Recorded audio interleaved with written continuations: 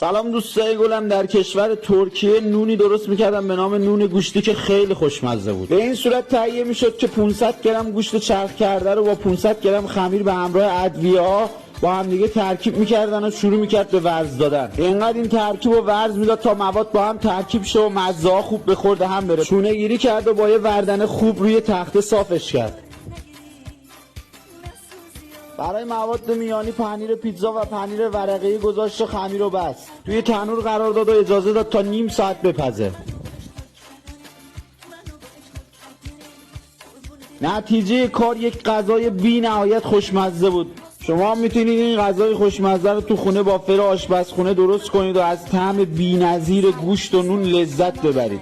و در نهایت و تمام نوش جان ایرانی.